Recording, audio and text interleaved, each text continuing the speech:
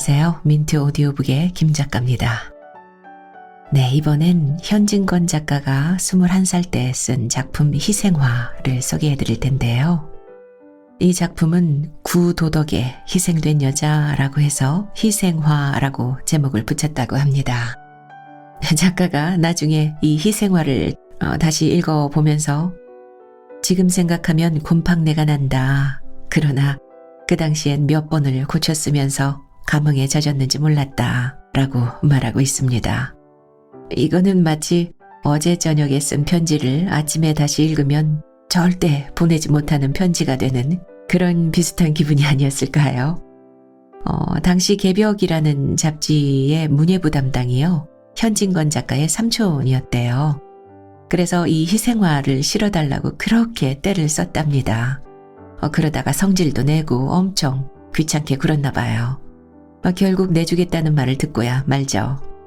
자기 작품이 인쇄돼서 나온다니까 얼마나 기다려졌겠어요. 자, 드디어 희생화가 잡지에 실려 나왔을 때 그 기쁨을 이렇게 표현하고 있습니다. 아무리 훌륭한 지위를 얻은들 이에서 더 좋으랴. 아무리 끔찍한 명예를 얻은들 이에서 더 즐거우랴. 나의 몸은 갑자기 보석과 같이 번쩍이는 듯하였다. 아라비안 나이트엔 여성의 키스로 말미암아 단박에 수십 장을 자란 남성이 있었지만 나는 이 희생화가 잡지에 게재됨으로 말미암아 천길 만길로 키가 커진 듯도 하였다. 얼마나 좋았겠어요. 더구나 편지 후기에 손색 없는 작품이라는 좋은 평가를 본 현진건은 또 이렇게 표현하고 있습니다. 희생화가 손색 없는 작품이란 호의 있는 소개를 읽을 때면 뛰어야 오를지 굴러야 오를지 알 길이 없었다. 애인이나 무엇같이 그 잡지를 품고 그날 밤이 새도록 읽다가 자고 깨면 또 읽었다. 네, 그런데 얼마 후 황석우라는 사람이 희생화 작품을 비평하는 글을 싣습니다. 현진건은 당연히 기분이 좋지 않았겠죠. 비평 내용은 이렇습니다. 희생화는 소설이랄 수도 없다. 감상문이랄 수도 없고 하등 예술의 형식을 갖추지 못한 무명산문이다. 어이구, 자, 이런 공격을 받고 기분이 어땠겠습니까? 그때의 현진건은 그야말로 기뻐 뛰던 나에게 청천의 병력이었다. 갈기갈기 그 잡지를 찍고 싶을 만큼 나는 분노하였다. 극도의 분노는 극도의 증오로 변하여 황석우란 자를 당장 죽여도 시원치 않을 것 같았다. 몇 번이나 팔을 뽐내며 방안을 왔다 갔다 했는지 모르리라. 나는 열에 들떠서 그날 밤을 새우며 그 비평에 대한 공격문을 생각하였다. 자, 충분히 공감이 가시죠? 누가 내가 쓴 글을 형편없다고 공격한다면 그렇지 않겠어요? 정말 잠도 안 오죠. 그러다 현진건 작가는 자신을 스스로 위로하기도 하고 좀 불편한 마음을 이렇게 또 표현했습니다. 희생화를 무명산문이라 한 그대의 비평은 매우 반갑다. 옛날 사람이 쓰지 않던 산문의 형식을 내가 새로이 발명한 것이니 나도 창조적 천재의 한 사람인 듯 싶어서 어깨를 추스를 수 있기 때문이다. 그러나 에달플손, 희생화와 같은 형식은 벌써 투르게네프의 단편에 어디에서든지 볼 수 있는 것이 유감천만이다. 투르게네프의 그런 작품을 모조리 무명산문으로 돌릴진데 희생화 홀로 무명산문이란 이름 듣는 것을 어찌 하나랴. 다만 한되는 것은 이 세상 사람이 모두 그대와 같이 장님이 아니기 때문에 창조적 천재란 월계관을 내가 얻어쓰지 못하는 일이다. 자, 이렇게 큰 상처를 받은 현진건 작가는 이후에 이 희생화라는 작품이 꼴도 보기 싫었답니다. 그래서 타락자라는 단편집을 낼 때는요, 희생화를 빼고 냈다고 해요. 이 작품을 다른 분들은 어떻게 들으실지 궁금했습니다. 그래서 낭독해 보고 싶었어요. 현진건 작가가 21살에 가슴 설레며 심취해서 써내려간 글 희생화 함께 들어볼게요.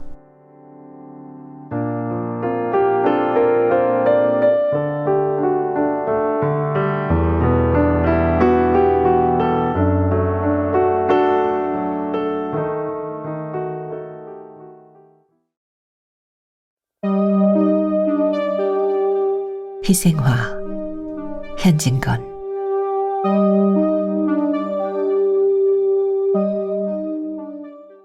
어머님은 우리 남매를 데리고 사직골 막바지에서 쓸쓸한 가정을 이루어 있었다. 우리 아버지는 내가 3살 먹던 가을에 돌아가셨다 한다. 어머님께서 시시로 눈물을 머금고 아버지께서 목사로 계시던 것이며 그 열렬한 웅변이 죄 많은 사람을 감동시켜 하느님을 믿게 하던 것이며 자기 몸은 조금도 돌아보지 아니하고 교회 일에 진심 간력하던 것을 이야기하신다. 나부담 4년 맞이인 누님은 이 말을 들을 적마다 그 맑고 고운 눈에 눈물이 어리었다. 철 모르는 나는 그 이야기보담 어머님과 누님이 우는 것이 슬퍼서 눈물을 흘리었다. 집안은 넉넉지는 아니하나마 많지 않은 식구라 아버지 생전에 장만하여 주신 몇 섬직이나 추수하는 것으로 기한은 면할 수 있었다. 아버지의 감화인지는 모르나 어머님은 우리 남매를 학교에 다니게 하였다. 벌써 10여 년 전 일이라 누님 공부시키는 데 대하여 별별 비평이 다 많았다. 그러나 어머님은 무슨 까닭에 여자 교육이 필요한 것인 줄은 모르셨지만은 아마 여자도 교육시키는 것이 좋은 줄로 아신 것 같다. 누님은 18세의 꽃같은 처녀로 모 학교 여자부 4년급에 우등 성적으로 진급되고 나도 그 학교 2년급에 진급되던 봄의 일이다. 나의 손을 붉게 하고 내 얼굴을 푸르게 하던 치위는 없어진 지 오래이다. 햇볕은 따뜻하고 바람끝은 부드럽다. 잔디밭에는 새싹이 돋아나고 개나리와 진달래는 벌써 사냐를 붉고 누르게 수놓았다. 어느덧 버드나무 얽힌 곳에 꾀꼬리는 벗을 찾고 아지랑이 희미한 하늘에 종달새는 높이 떴다. 우리 집들 앞에 심어둔 두어나무 월계화도 춘군의 고운 빛을 나도 받았노라 하는 듯이 난만이 피었었다. 하룻날 떠오르는 선명한 햇빛이 어렴풋이 좋으는 듯한 아침 안개에 위황한 금색을 흩을 적에 누님은 가늘게 숨쉬는 준풍에 머리카락을 날리며 어리인 듯이 월계화를 바라보고 섰다. 쏘아오는 햇발이 그의 눈을 비추니 고개를 갸웃하며 한 손을 이마 위에 얹고 눈을 스르르 감더니 아직도 어슴푸레하게 좋으는 월계화 그늘에 몸을 숨김에 이슬 젖은 꽃송이가 누님의 뺨을 스친다. 손으로 가벼이 화판을 만지며 고개를 숙여 꽃을 들여다본다. 나도 한참 누님과 월계화를 바라보다가 학교에 갈 시간이나 아니 되었나 하고 방에 걸린 시계를 보니 아니나 다를까 벌써 시간이 다 되어간다. 급히 건넌방에 들어가 책보를 싸가지고 나오며 누님 어서 학교에 가요. 벌써 시간이 다 되었어요. 벌써? 하고 누님은 내 말에 놀라 돌아서더니 허둥허둥 건넌방에 들어가 책보를 싸더니 또 망연히 앉아있다. 어서 가요. 나는 조급히 부르짖었다. 누님은 또 한 번 놀라 몸을 일으켰다. 요사이 누님의 하는 일이 매우 이상하였다. 그 열심히 하던 공부도 책을 보다가 말고 망연히 자실하여 먼 산만 멀거니 바라보고 있을 적이 많았다. 누님이 잠은 어머님을 메시고 큰 방에서 자되 공부는 나를 데리고 건넌방에서 하였으므로 누님이 정신 잃고 앉은 것은 여러 번 보았다.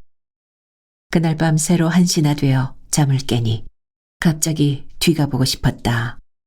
나는 급히 일어나 뒷간에 갔었다. 뒤를 보고 나오니 이미 이지러진 어스름 반달이 중천에 걸려 있다. 나는 달을 치어다보며 한 걸음 두 걸음 마당 가운데로 나왔다. 뜰 앞 월계화는 희미한 달빛에 어슴푸레하게 비치는데 꽃 사이로 하야스름한 무엇이 보인다. 자세히 보니 누님이 꽃에다가 머리를 파묻고 서 있다. 그의 흰 옥양목 겹저구리가 내 눈에 뜨임이라. 왜 누님이 저기 저러고 서 있나. 온 세상이 따뜻한 봄의 탄식에 쌓여 고요히 잠든 이 밤중에 무슨 까닭으로 나와 섰나. 나는 어린 가슴을 두근거리며 누님 거기서 뭐해요?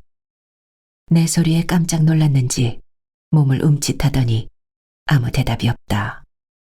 가만히 가까이 가서 어깨를 가볍게 흔들었다. 숨을 급히 쉬는지 등이 들먹들먹한다. 나오는 울음을 물어 멈추는지 가늘고 떨리는 오열성이 들린다. 나는 바싹 되들어 누님의 얼굴을 보았다. 분결 같은 두 손 사이로 보이는 얼굴은 발그레하였다. 나는 웬일인가 하고 얼굴 가린 두 손을 힘써 떼었다. 두 손은 젖어 있었다.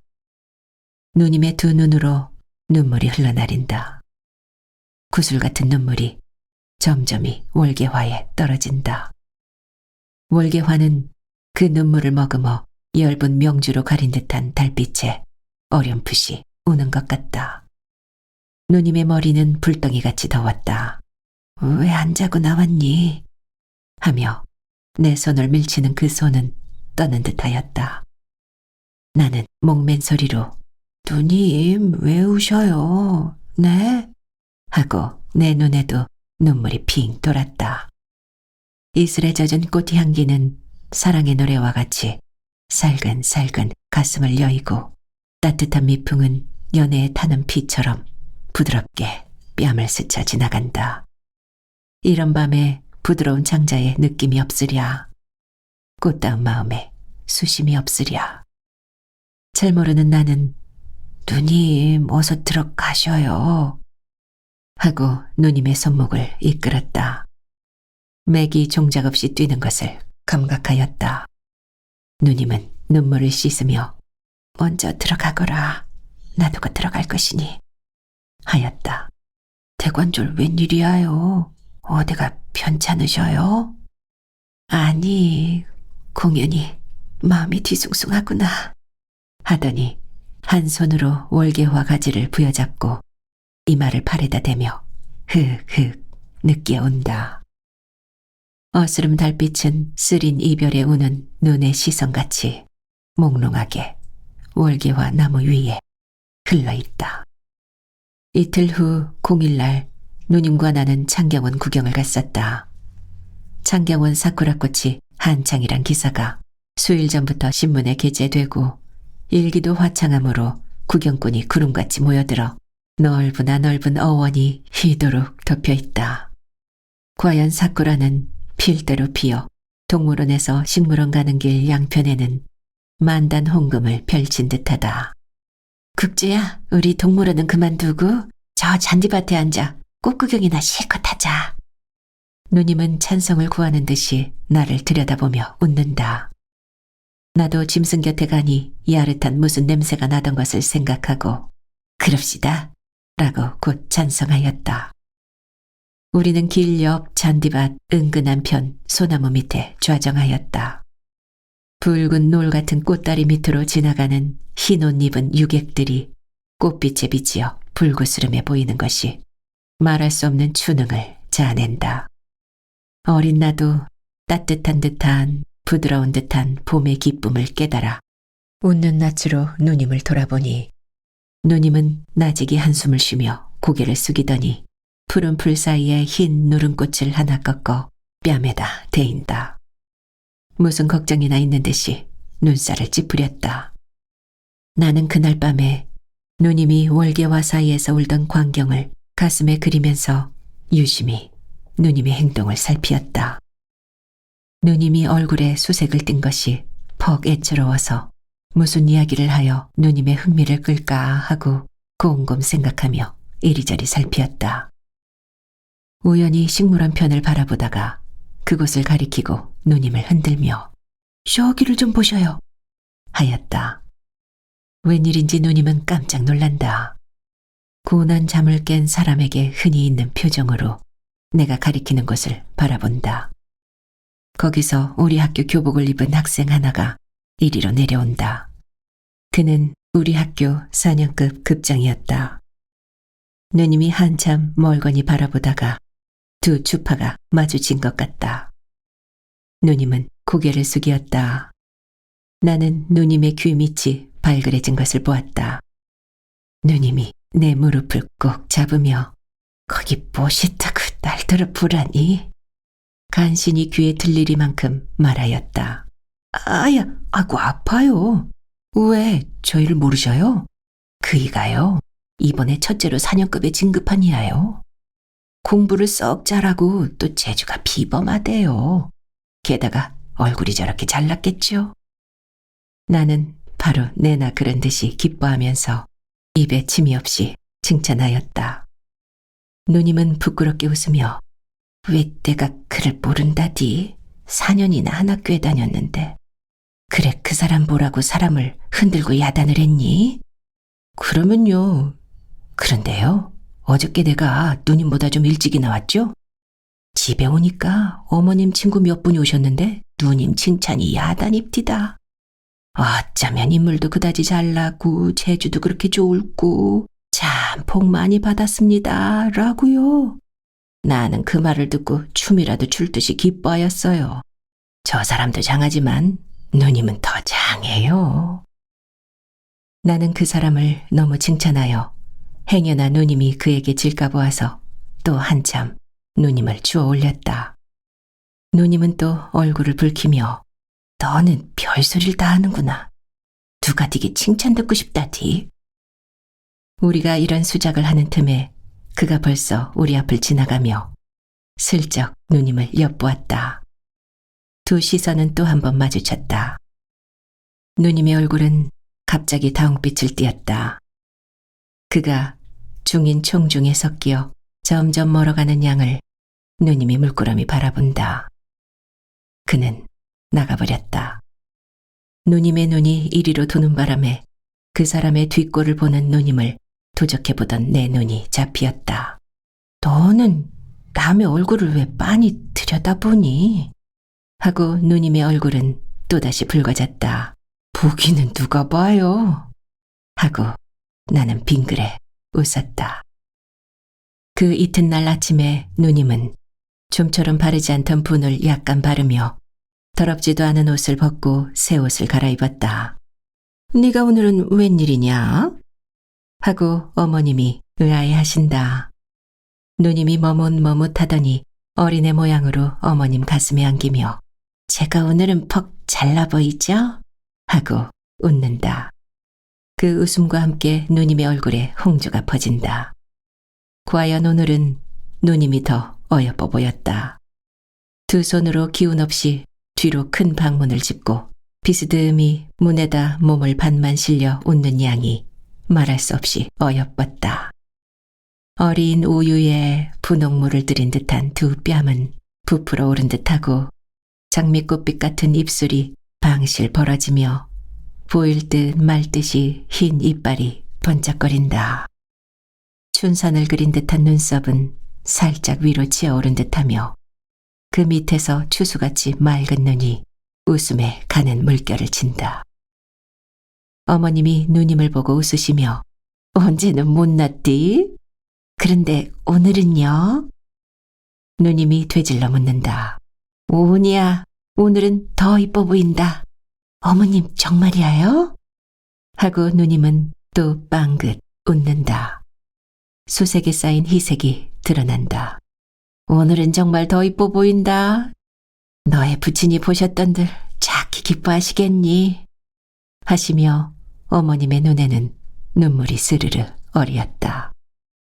곱게 빛나던 누님의 얼굴에도 구름이 끼인 것 같다.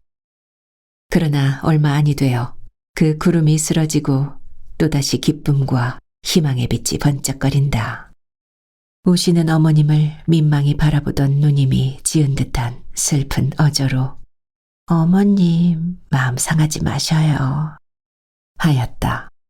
예, 시간이 다 되었겠다. 내 걱정일랑 말고 어서 학교에나 가거라. 하고 어머님은 눈물을 삼키셨다. 우리는 책보를 끼고 나섰다. 학교 문턱에 들어서니 종소리가 들린다. 우리는 다름박질하여 들어갔다. 전교 생도가 다 모였다.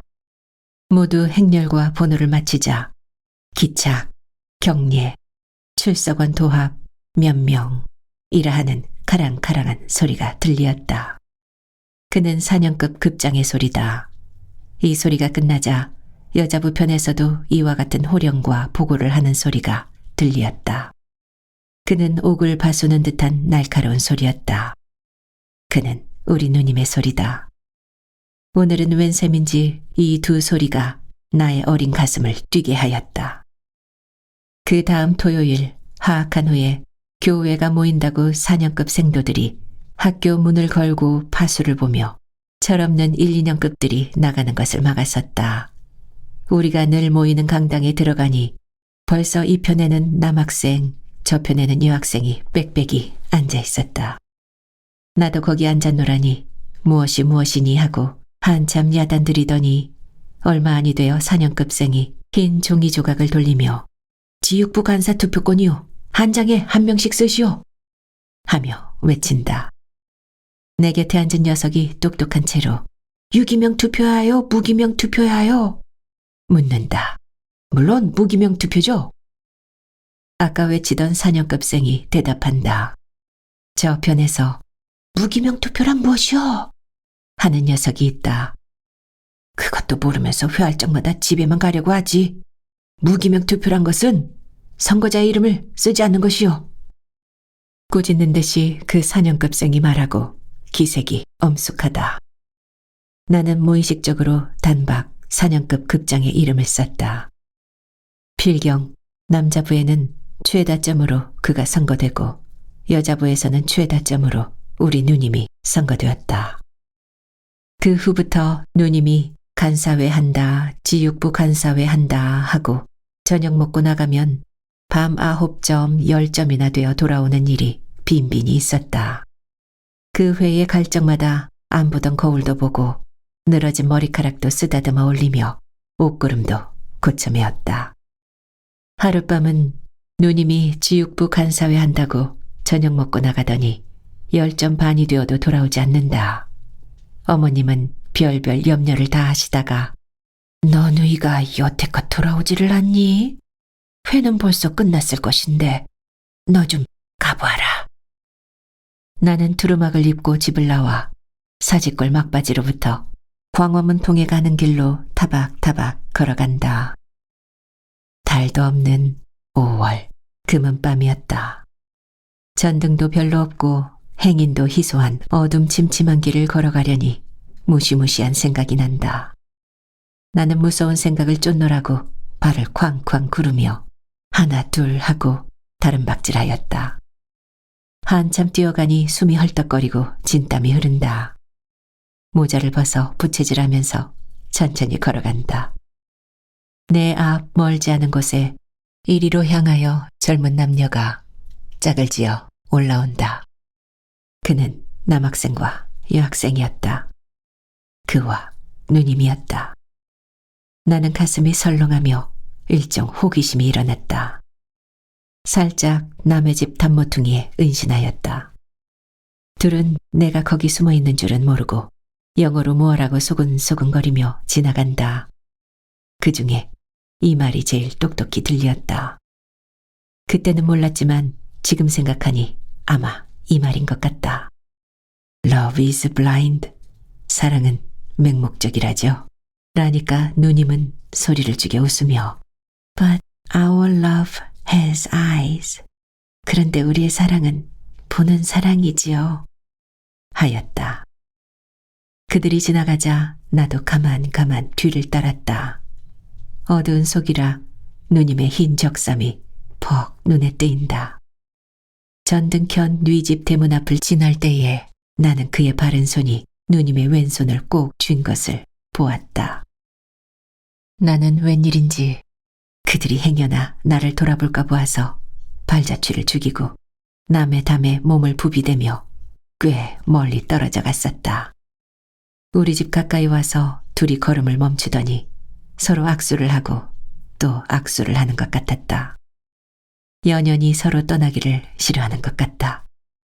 한참이나 그리하다가 그가 손을 놓고 또 무엇라고 한참 수군거리더니 그가 돌아서 온다.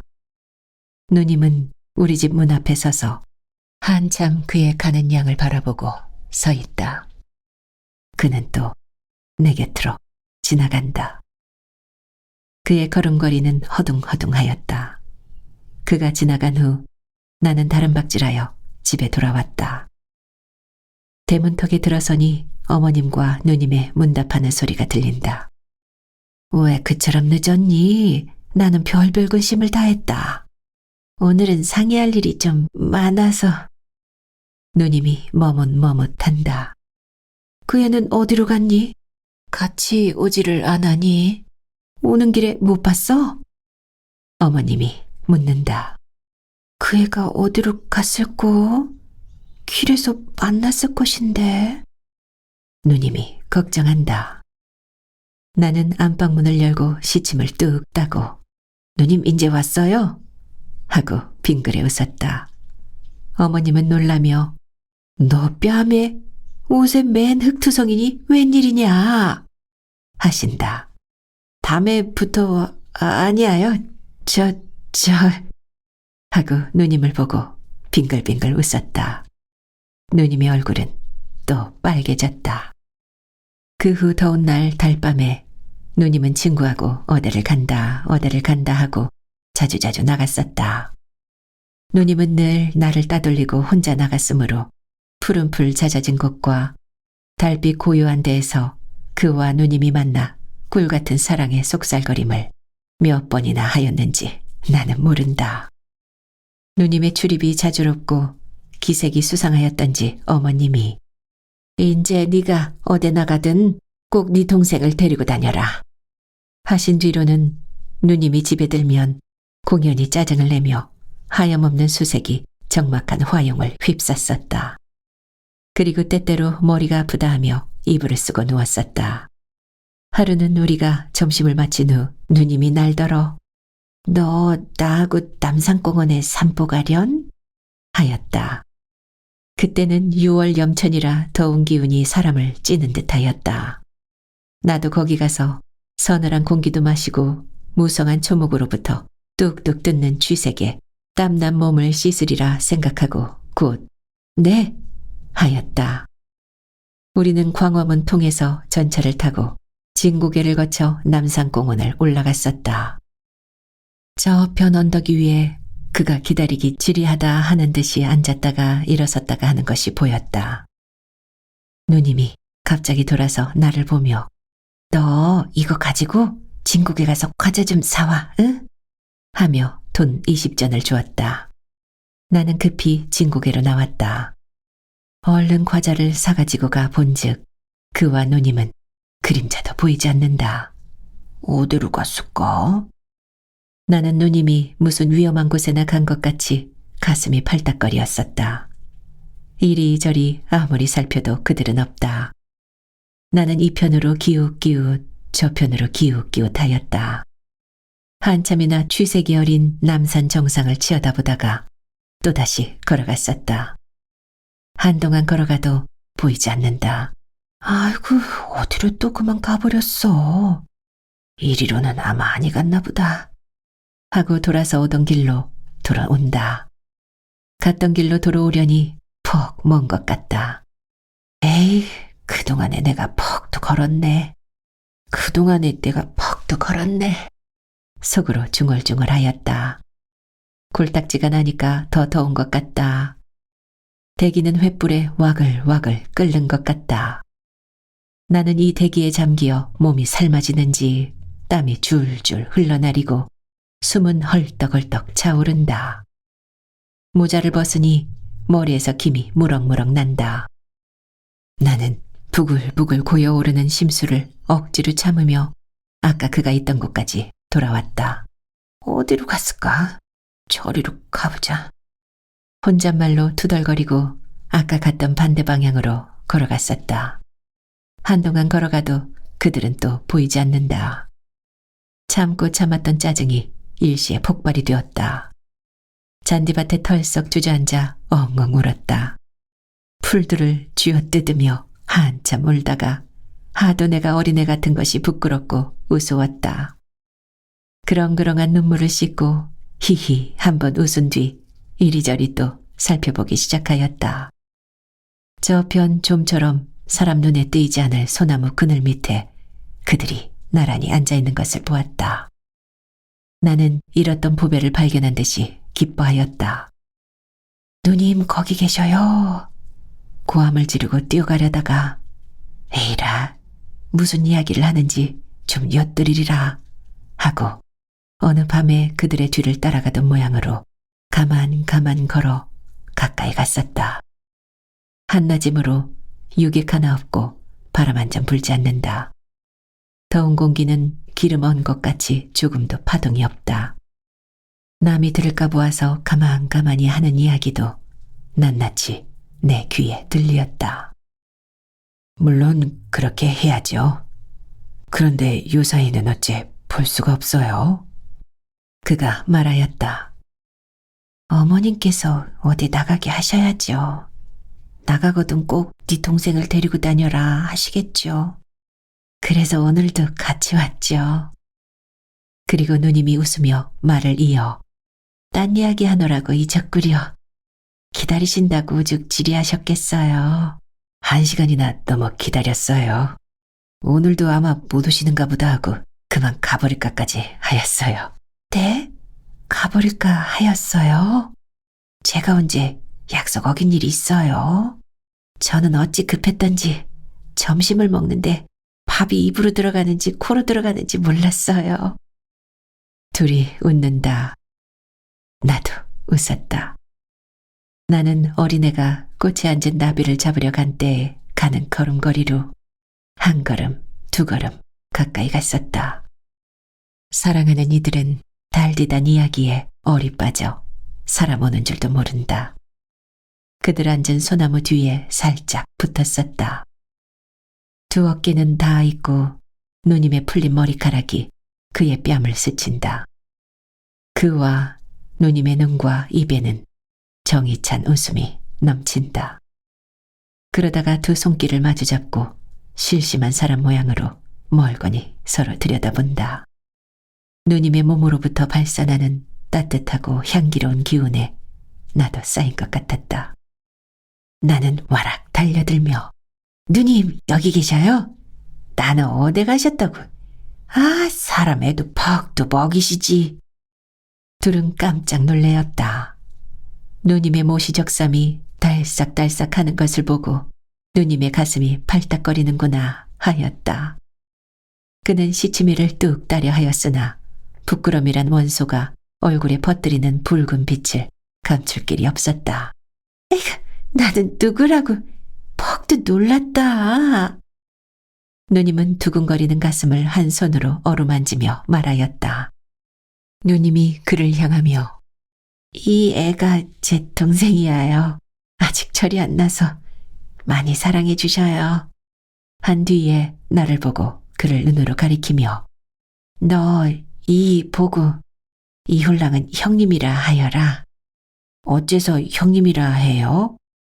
내가 애를 먹였다. 누님의 얼굴은 새빨개지며 나를 흘겨본다.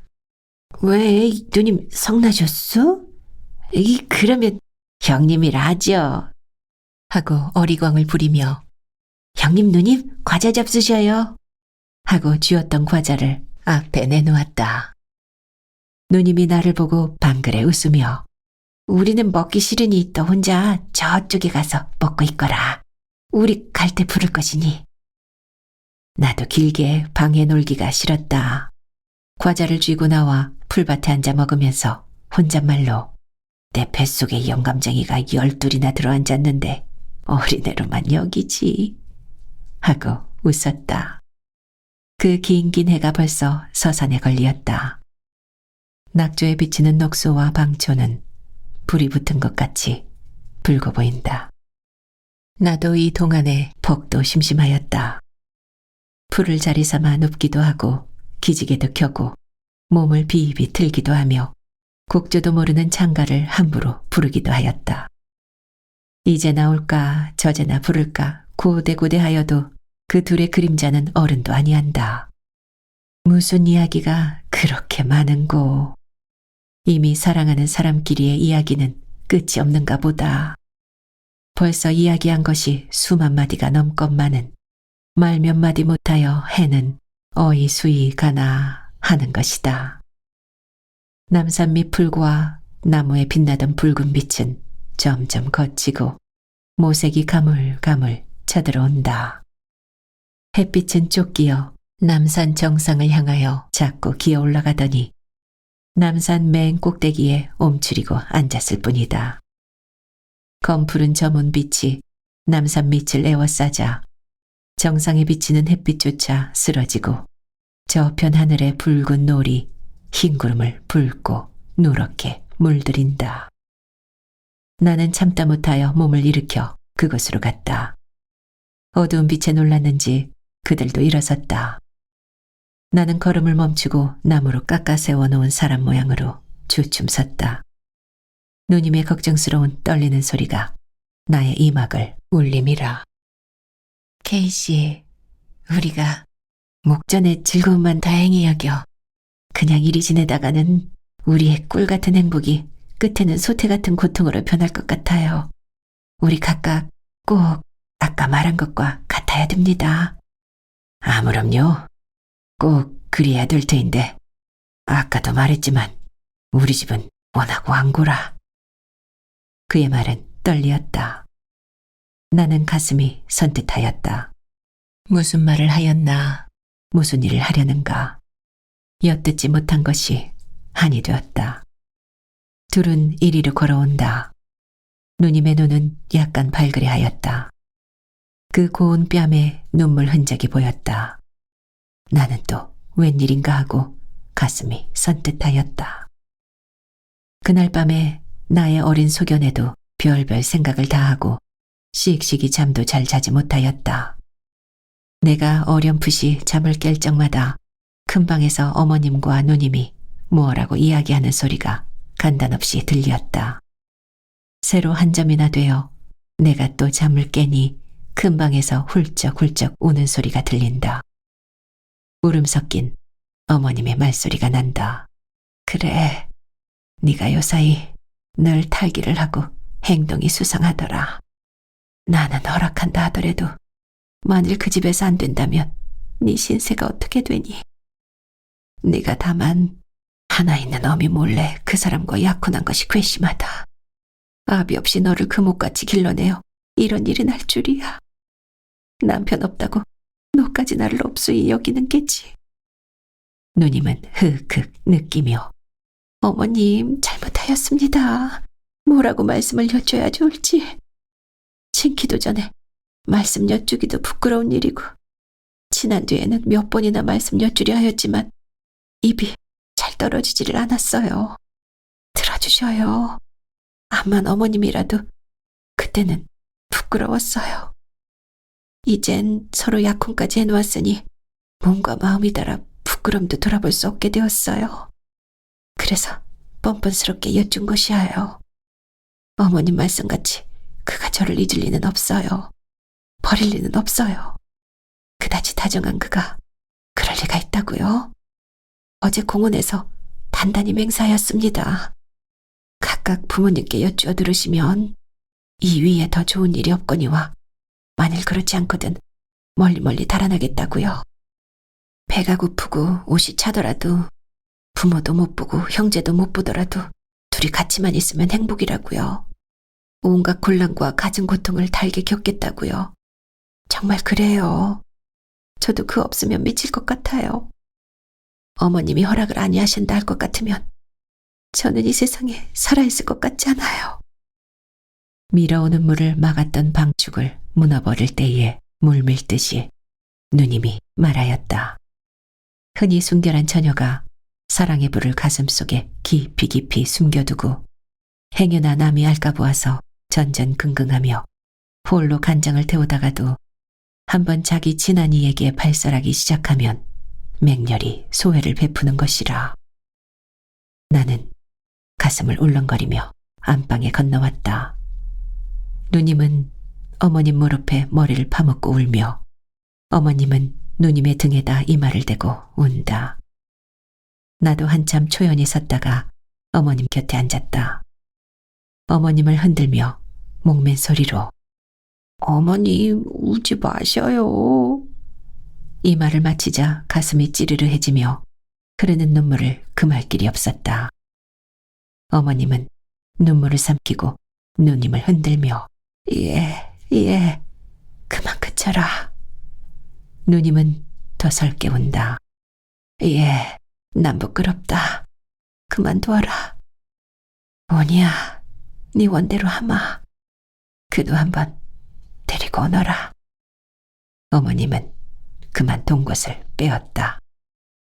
여자가 수약이나 위모즉강이란 말은 어찌 생각하고 한 소리인고. 이틀 후 누님이 그를 데리고 왔다. 그의 곱상스러운 얼굴과 얌전한 거동이 당장 어머님의 사랑을 이끌었다. 참, 내 딸의 짝이라 하였다. 애녀의 평생이 유탁하다 하였다. 단꿈이 꾸이리라 하였다. 기쁜 날이 오리라 하였다. 더구나 맑은 눈과 까만 눈썹이 내 딸과 흡사하다 하였다. 누님과 그가 영어로 말하는 양을 보고 뜻도 모르면서 웃으셨다. 자미스러운 딸의 장래 가정을 꿈꾸고 사랑스러운 외손자를 꿈꾸었다. 그 후부터는 남의 이목을 피해가며 몇 번이나 서로 맞추어서 길게 기다려가지고 짜르게 만나던 애인들은 자주로이 우리 집에서 만나 웃고 즐기게 되었다. 어떤 날 저녁에 그가 우리 집에 왔다. 그때 마침 어머님은 어디 가시고 나와 누님과 단둘이 있었다. 나는 와락 내다르며 형님 오셔요? 라고 반갑게 인사하였다. 누님도 반가이 맞으며 요사이는 왜 오시지 않으셔요? 아니 내가 언제 왔는데 하고 그는 지어서 웃는다. 누님은 눈을 스르르 감으며 무엇을 생각하는 듯하더니 오늘이 7월 초열흘이고 초 7일이라 0일이라 0일날 오시고 오늘 처음이지요. 그래요. 한 사흘밖에 더 되었어요. 사흘. 저는 한 3년이나 된 듯하였어요. 사흘 만에 한 번씩 만나? 멀어요. 퍽 멀고 말고요. 사흘이 그다지 가까운 것 같습니까? 하고 누님은 무엇을 찾는 듯이 그를 바라본다. 사흘 만에 한 번씩 와도 장하지요. 하고 그는 또 웃는다. 장해요. 사흘 동안에 제가 몇 번이나 문 밖을 내다보는지 아셔요? 저는 온갖 걱정을 다 했지요. 몸이나 편찮으신가, 꾸중이나 매셨는가. 하고 목소리는 전성을 띄어가며 눈에는 눈물이 괴어진다. 저는 우리 일에 대하여 무슨 큰 걱정이나 생겼나 하고 얼마나 애간장을 태웠는지요.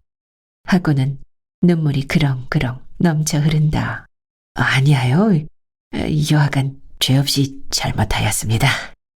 하고 그는 눈살을 찌푸리다가 선웃음을 치며 어린애 모양으로 걸핏하면 울기는 왜 울어요? 저 동생 부끄럽지 않아요. 갑자기 어조를 야릇하게 변하며 그런데 내가 어지도 올락하고 아래도 올락했지만은 올락할 때마다 동무가 찾아와서 올 수가 있어야지. 울던 누님이 웃음을 띄었다. 나도 웃었다. 그는 대구 사람이다. 그의 부모는 아직도 대구에 산다. 서울에 있는 오촌 당숙집에 그는 유숙하고 있었다. 그는 서울 온 지가 벌써 5, 6년이 지내었으므로 사투리는 거의 안 쓰게 되었으나 때때로 우리를 웃기려고 야릇한 말을 하였다. 울락하고 갈락하고 흉내를 내며 나는 방바닥에 똘똘 굴러가며 웃었다. 그는 시치미를 뚝 따고 남 이야기하는데 웃기는 와 웃어. 야 참 얄궂대 하였다. 누님은 어떻게 웃었는지 얼굴이 붉어지고 배를 움켜쥐고 숨찬 소리로 그만두셔요. 그만 웃기셔요.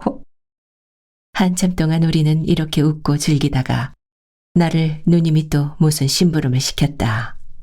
무슨 심부름이던가 생각이 아니 난다. 그가 오기만 하면 누님이 무엇 좀 사오너라, 어디 좀 갔다 오너라 하고 늘 나를 따돌렸다. 에이그 누님도 왜 나를 늘 따돌려. 투덜투덜 하면서 집을 나왔다. 반달은 비스듬히 푸른 하늘에 걸려 있다. 만경창파에 외로이 떠나가는 이력 편주와 같았다. 나 없는 동안에 그들이 무슨 이야기를 하는지를 듣고 싶어서 급히 오느라고 오는 것이 1시간이나 넘어 걸리었다. 나는 벌써 엿듣기에 익숙하여 사뿐 중문에 들어서며 가만히 살펴보니 애인들은 달 비치는 월계화 나무 밑에 평상을 내어놓고 나란히 앉아서 무엇라고 소곤거린다. 나는 숨소리도 크게 안 쉬고 귀를 기울였다. 그러면 어째요? 어머님께서는 좀처럼 올라오시지 않을 것이고. 왜 그러면 상서로 이 사정을 못 아릴 것이야 있어요? 누님의 애타는 소리가 들린다. 글쎄요, 몇 번이나 상서를 썼지만 붙이지를 못하겠어요. 만일 차일피일하다가 딴 데 혼인을 정해놓으시면 어째요? 정해놓아도 안 가면 그만이죠. 그러면 어렵지 않아요? 그런데 오촌당숙 내외부는 아마 이 눈치를 아시는 것 같아요. 네, 아마 그런 것 같아요. 그래서 집에 무슨 통기가 있었는지 할아버지께서 일간 올라오신대요. 올라오시면 죄다 여쭙겠단 말씀이구려. 글쎄요. 그런데 우리 할아버지는 참 호랑이 같은 어른이라 왕구 참 왕구하신데 나도 어쩔 줄을 모르겠어요. 그래서 밤에 잠이 잘 오지 않아요. 하고 머리를 긁적긁적하고 눈살을 찡기더니 또 말을 이어 오늘 또 아버지께서 하사하셨는데 이번 울산 김성지 집에서 너를 선보러 간다니 행동을 단정히 하여라 하는 뜻입디다. 참 기막힐 일이야요. 하고 한숨을 내쉰다. 부모님께 하루바삐 이 사정을 엿줍지 않으면 큰일 나겠습니다 그려. 누님의 안타까운 소리가 들린다. 야간 꾸중을 보더라도 장가를 못 가겠다 할 터야요. 조금도 걱정 마셔요. 그는 결심한 듯이 고개를 들며 단연히 말하였다. 밝은 달은 애태우는 양인의 가슴을 나는 몰라 하는 듯이 저리로 미끄러져가며 더운 공기에 맑은 빛을 흩날린다. 월계화는 더욱 붉고 더욱 곱다. 진세의 우수 고뇌를 나는 잊었노라 하는 것 같았다. 그 이튿날 일어난 누님의 얼굴은 해쓱하였다. 머리카락이 흩어질 대로 흩어진 것을 보아도 자기야의 잠을 못 이루어 몇 번이나 베개를 고쳐 빈 것을 가히 알러라. 누님이 사랑의 맛이 쓰고 떫은 것을 처음으로 맛보았도다. 행복의 해당화를 꺾으려면 가시가 손 찌르는 줄 비로소 알았도다. 하루 가고 이틀 가고 어느덧 일주일이 지내었건만 누님이 오늘이 나와서 호음을 전해줄까 내일이 나와서 희식을 알려줄까 고대고대하는 그는 코끝도 보이지 않는다. 내가 학교에를 가도 그를 볼 수 없었고 누님도 이때부터 심사가 산란하여 학교에 못 갔었다. 이동안의 누님은 어찌 애를 태웠던지 양협의 고운 빛이 사라져가고 눈 언저리는 푸른 길을 띠고 들어갔다. 입술은 까뭇까뭇 타들어가고 두 팔은 맥없이 늘어졌다. 일주일 되던 날 누님은 생각도 못하여 편지 한 장을 주며 너 이 편지 가지고 그 댁에서 그가 있거든 전하고 못 보거든 도로 가지고 오너라 하였다. 전일에 그를 따라 한번 그 집에 갔던 일이 있으므로 그 집을 자세히 알아두었다. 그 집 대문에 들어서니 행랑 사람도 없고 그가 있던 사랑문도 닫혀 있다. 안에서 기운찬 노인의 성난 말소리가 나의 귀를 울린다. 이놈, 아직 학생이니 장가를 못 가겠다. 핑계야 좋지. 이놈 괘씸한 놈. 들으니 네가 어떤 여학생을 얻어가지고 미쳐 날뛴다는구나. 아니야 요란다 못이야. 부모가 들이는 장가는 학생이라 못 가겠고 학생 신분으로 계집은 해도 관계치 않느냐. 이놈이 구약한 놈. 네 원대로 그 학교나 마치고 장가 들일 것이로되 벌써 어린 놈이 못 견뎌서 여학생을 얻느니 무엇을 얻느니 하니 그냥 두다가 네 신세를 망치고 가문을 더럽힐 터이야. 그래서 하루바삐 정혼하고 혼수까지 보내었는데 지금 와서 가느니 마느니 하면 어찌하잔 말이냐. 암만 어린 놈의 소견이기로. 그 집은 울산 일판에 유명한 집안이라 재산도 있고 양반도 좋고 다 된 혼인을 이편에서 되오나면 그 신부는 생과부로 늙으란 말이냐. 일부 함원에 5월 비상이란 말도 못 들었어. 죽어도 못 가겠다. 으허 이놈 박살할 놈. 조부모도 끊고 부모도 끊고 일가 친척도 끊으려거든 네 마음대로 좀 해보아라. 나는 이 말을 들으며 소름이 쭉 끼치었다. 한편으로는 분하기 짝이 없었다.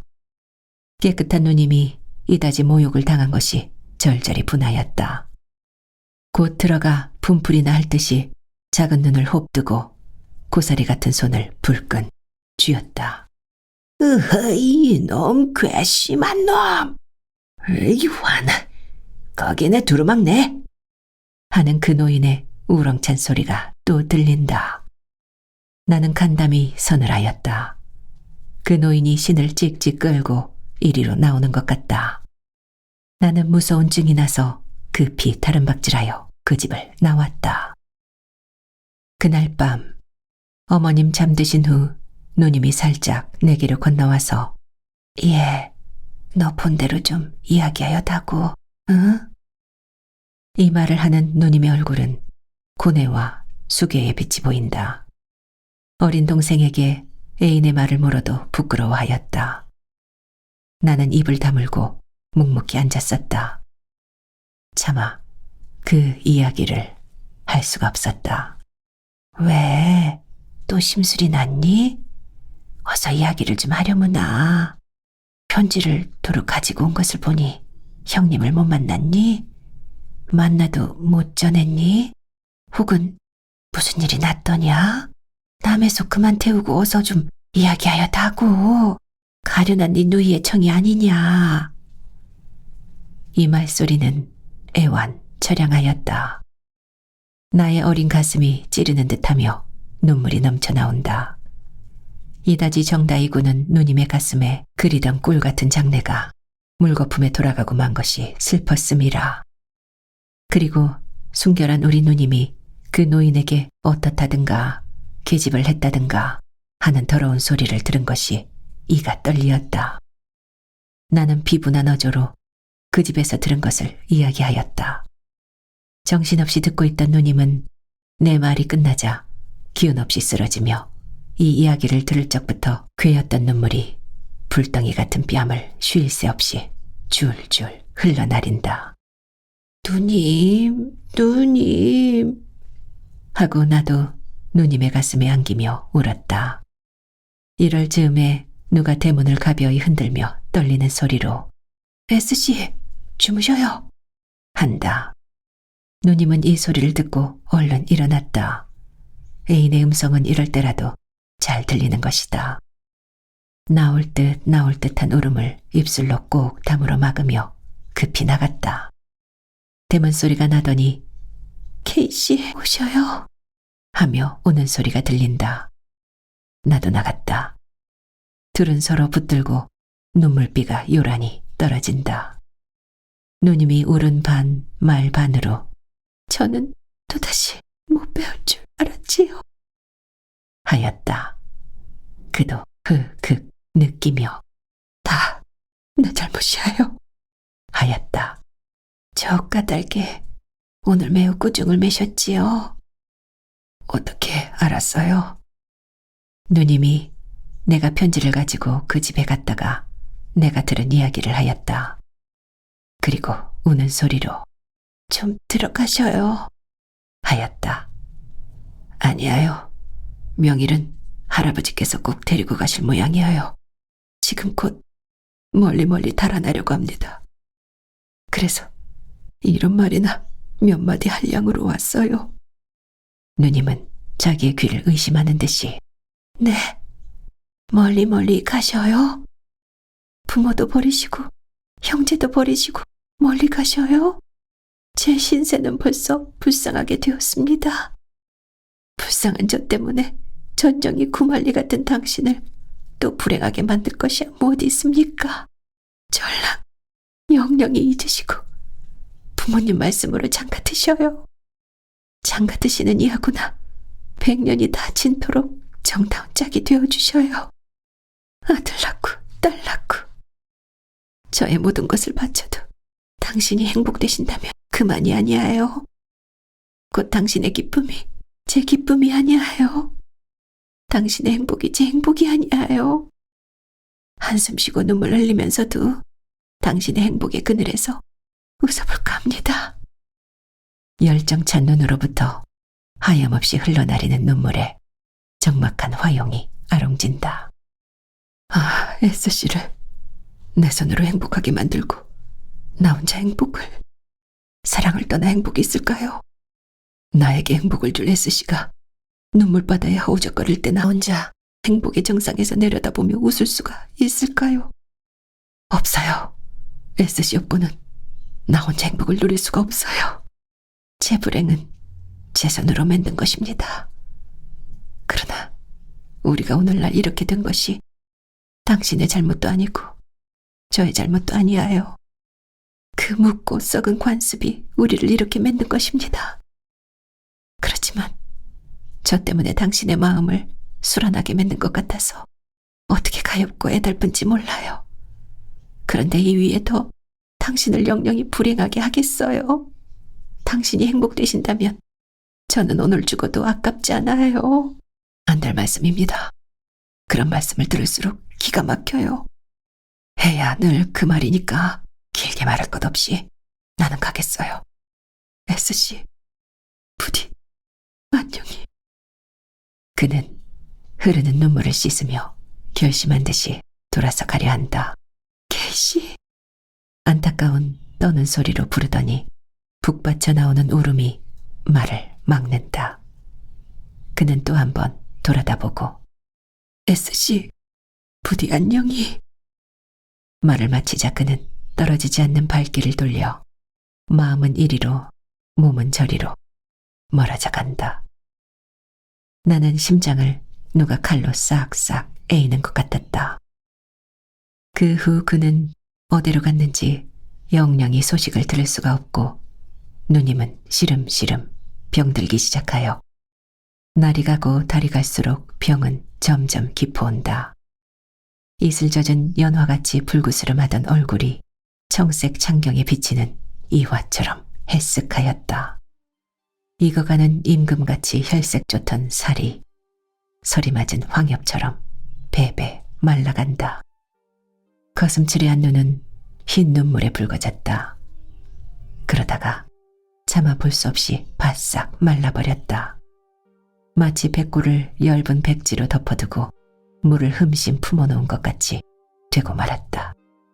마침내 한강 얼음 얼고 남산에 눈 쌓일째 누님은 그에게 한숨을 주고 눈물을 주던 이 세상을 떠나버렸다. 아, 사랑.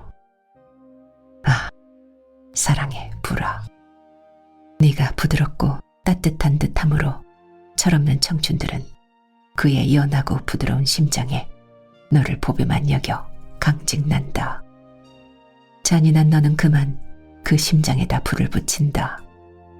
돌기둥 같은 불길이 종작없이 오른다. 옥기도 타버리고 홍안도 타버리고 금심도 타버리고 수장도 타버린다.